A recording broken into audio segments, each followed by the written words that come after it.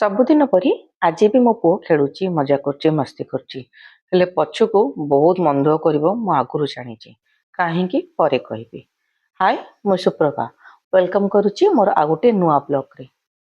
ପୂର୍ବ ରାତିରେ ମୋ ଦେହ ବହୁତ ଖରାପ ଥିଲା। ସକାଳୁ ବିଲକୁଲ ଉଠି ହଉନଥିଲା। ମେଡିସିନ ଖାଇକି ଉଠିଛି କାରଣ ବହୁତ କାମ ଅଛି। ସକାଳୁ ଉଠିକି ଆଗ ଜଳଖିଆ କଲି, ନନା ବୋଉ ଆଗ ଖାଇଲେ, ଚେକଅପ୍ ପାଇଁ ବାହାରି ଗଲେ, ତାପରେ ଆମେମାନେ ସବୁ ଖାଇଲୁ।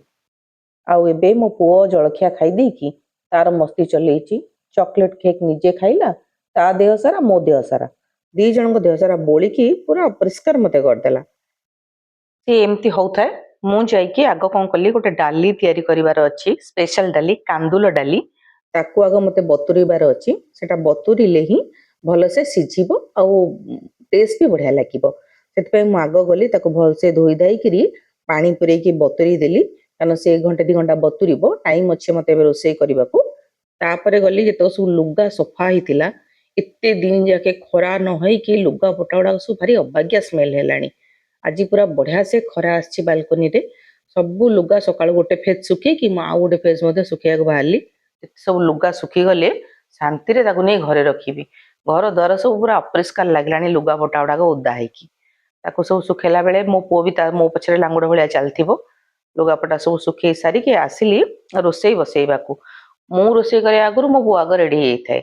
ଏକା ସାଙ୍ଗେ ସେପଟେ ଭାତ ବସେଇଦେଲି, ଡାଲି ମଧ୍ୟ ଅଲରେଡି ବତୁରେଇଥିଲି, ତାକୁ ପ୍ରେସରରେ ବସେଇଦେଲି ସିଝେଇବାକୁ। ଆଉ ଆଜି ସିମ୍ପଲ ରୋଷେଇ ହବ। ଟମାଟୋ ପୋଡା, ବାଇଗଣ ପୋଡାର ଚକଟା ବଢିଆ ଲାଗେ, ପିଆଜ ପକେଇ ଚକଟି ଖାଇଲେ। ତା ସାଙ୍ଗରେ ଗୋଟେ କଲରା, ଯେହେତୁ ଭଲ ମିଳୁଛି ଏବେ, କଲରା ଚିପ୍ସ ଶ୍ୱଶୁରଙ୍କୁ ବହୁତ ଭଲ ଲାଗେ, ଆଉ ସମସ୍ତଙ୍କୁ ଭଲ ଲାଗେ, ତାଙ୍କୁ ବି ଭଲ ଲାଗେ, ମତେ ବି ଭଲ ଲାଗେ। କାରଣ ମୁଁ ସେମିତିରେ ଭଜା ଖାଇପାରେନି, ମତେ ପିତା ଲାଗେ, କିନ୍ତୁ କଲରା ଚିପ୍ସ ଖାଇଦିଏ। ତ କଲରା ଚିପ୍ସ ପାଇଁ ମଧ୍ୟ ମୁଁ କଲରାକୁ ଆଗ କାଟି ଦେଇକିରି ତା ଦେହରେ ଲୁଣ, ହଳଦୀ, ଲଙ୍କା ଗୁଣ୍ଡ, ତାପରେ କିଛି ମସଲା ଗୁଣ୍ଡ, କସୁରୀ ମେଥି ସବୁ ପକେଇକିରି ତାକୁ ଆଗେ ଭଲସେ ଗୋଳେଇକି ଛାଡ଼ିଦେଲି। କିଛି ସମୟ ପରେ ମୁଁ ତା ଦେହରେ ବେସନ ଆଉ ଅଟା, ଚାଉଳ ଅଟା ଆଡ୍ କରିବି। ଏବେ ଶାଶୁ ବି ଆସି ପହଞ୍ଚି ଗଲେଣି।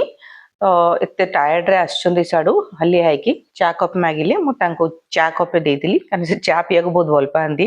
ଏଇ ଟାଇମରେ କ୍ଷୀର ଚା ନହେଲେ ନାଲି ଚା ପିଅନ୍ତି। ତାପରେ ମୁଁ ରେଡି କଲି ମୋର ଡାଲି କରିବା ପାଇଁ, କାରଣ ଡାଲିଟା ଟାଇମ ଲାଗିବ ଟିକେ। ଡାଲିଟା ଅଲରେଡି ସିଝି ଯାଇଛି, ତାର ହୁଇସେଲ ଆସି ସାରିଥିଲା। ମୁଁ କରେଇ ବସେଇ ତା ଦେହରେ ତେଲ ପକେଇକିରି ଲଙ୍କା, ଫୁଟଣ, ଭୂସଙ୍ଗ ପତ୍ର, ହେଙ୍ଗୁ ସବୁ ପକେଇକି ଭଲସେ ଆଗେ ଟିକେ ଭାଜିଦେଲି। ତାପରେ ଅଦା, ରସୁଣ, କଞ୍ଚା ଲଙ୍କା ପକେଇକି ଆଉ ଥରେ ଟିକେ ଭାଜିଦେଲି। ଯେମିତି ଟିକେ ଭାଜି ହେଇଗଲା, ତା ଦେହରେ ତାପରେ କଟା ପିଆଜ ମୁଁ ପକେଇଦେଲି।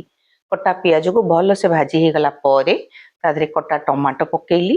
ତା ସାଙ୍ଗରେ କିଛି ଲଙ୍କା ଗୁଣ୍ଡ, ହଳଦୀ ଗୁଣ୍ଡ ମଧ୍ୟ ପକେଇକି ଆଉ ଥରେ ଭଲସେ ଗୋଳେଇ ଦେଲି। ଟିକେ ଲୁଣ ମଧ୍ୟ ଦେଇଦେଲି, କାରଣ ଲୁଣ ଦେଲେ ପିଆଜ ଟମାଟୋଟା ଭଲସେ ନରମ ହେଇଯିବ। ଆଉ ଡାଲି ପାଇଁ ଆମର କଷିବା ଦରକାର ନାହିଁ। ଭଲସେ ନରମ ହେଇଗଲା ପରେ ଆମେ ତା ଦେହରେ ଡାଲି ଆଡ୍ କରିଦବା, ଆଉ ତା ଟେଷ୍ଟ ବହୁତ ବଢିଆ ଲାଗିବ। ଏବେ ମୋର ପିଆଜ ଟମାଟୋ ବହୁତ ଭଲସେ ଭାଜି ହେଇଗଲାଣି। ଏବେ ମୁଁ ତା ଦେହରେ ସିଝା ଡାଲି ଆଡ୍ କରିଦେଲି। ଏଇଟା ହଉଛି କାନ୍ଦୁଳ ଡାଲି। ଆକୁ ବହୁତ ଭଲସେ ସିଝାଯାଏ, ପୁରା ଫାଇନ ପେଷ୍ଟ ହେଲା ଭଳିଆ ଯେମିତି ସିଝିଯିବ।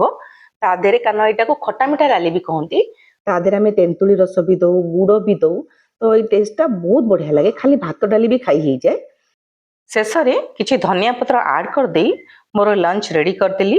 ଆଗ ବାଢିଥିଲି ନନାଙ୍କୁ, ସେମାନେ ତାଙ୍କର ସବୁ ପ୍ୟାକିଂ କରିସାରିଲେଣି। ସେ ଖାଇଦେଲା ପରେ ବାହାରିକି ଯିବେ ହାରି। ମୋ ପୁଅ ଏପର୍ଯ୍ୟନ୍ତ କିଛି ଜାଣିନି। ମୁଁ ତାକୁ ଯାଉଛି ଆଗ ଶୁଆଇ ଦେବି। ସେ ଶୋଇଲା ପରେ ହିଁ ଏମାନେ ବାହାରିକି ଯିବେ, ତେଣୁ ନହେଲେ କାନ୍ଦିବ ସେ ବହୁତ। ଶୋଇକି ଉଠିଲେ ଖୋଜିବ ବହୁତ, କାନ୍ଦିବ ନିହାତି, ମତେ ତାକୁ ବୁଝେଇବାକୁ ପଡିବ। ଆପଣଙ୍କୁ ଯଦି ଏଇ ଭିଡିଓଟି ଭଲ ଲାଗିଛି ତାହେଲେ ଲାଇକ୍, ସେୟାର ଆଉ ସବସ୍କ୍ରାଇବ କରନ୍ତୁ। ପୁଣି ଦେଖାହବ ଆପଣଙ୍କ ସହିତ ଆଉ ଗୋଟେ ନୂଆ ଭିଡିଓରେ, କିଛି ନୂଆ ରେସିପି, କିଛି ନୂଆ ଏକ୍ସପିରିଏନ୍ସ। ରହୁଛି, ବାଏ ବାଏ।